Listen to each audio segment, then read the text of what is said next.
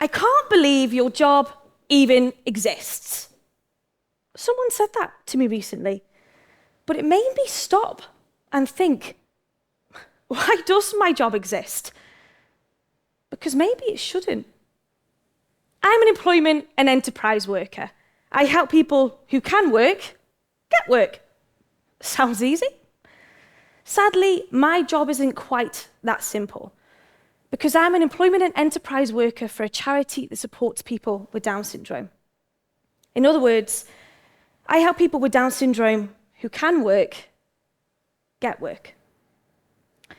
As of 2023, there are currently only 4.8% of people with a learning difficulty in the United Kingdom in paid employment.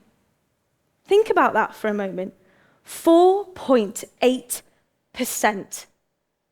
And it's currently unknown how much of that percentage is made up of people with Down syndrome. Perhaps this is why my job exists. Bakery assistant, picker and packer of a sock company, waiter, receptionist. These are some of the job roles that I have helped secure for people with Down syndrome. As you can see, the list is extremely varied.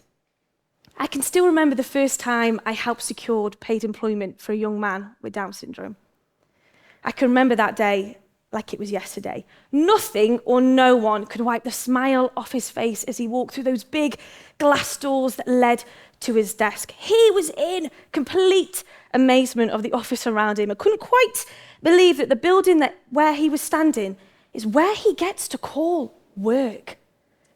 That day was one of those days that confirmed why I do what I do for my job.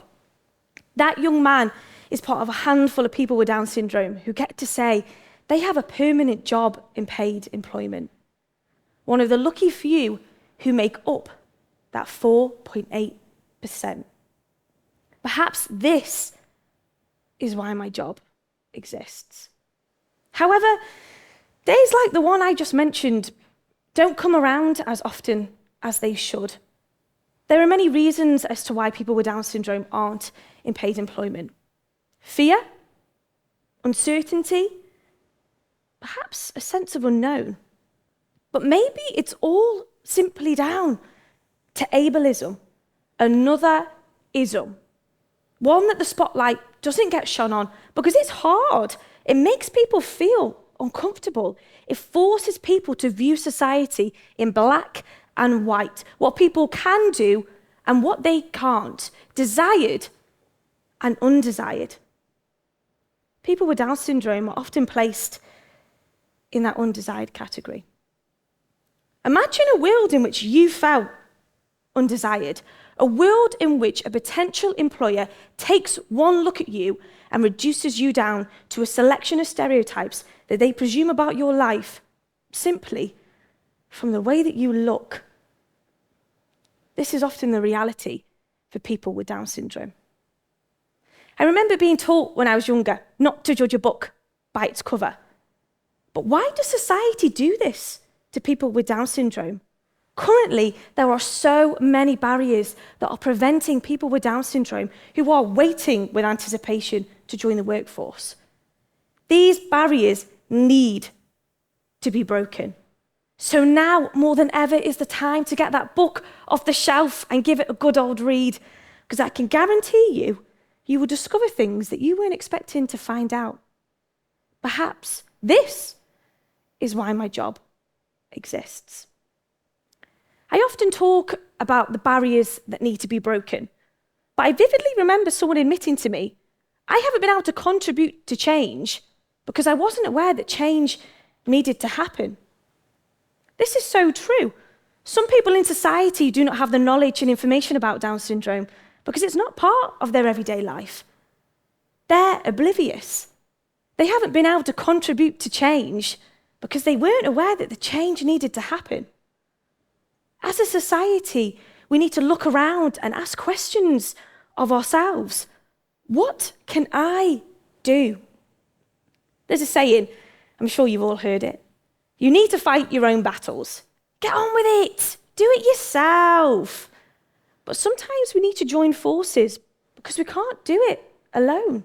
When we work together and support one another, we become part of something that is much larger than ourselves. As a society, we need to become more aware of the variety and richness of people who surround us every day. We need to accept and embrace otherness.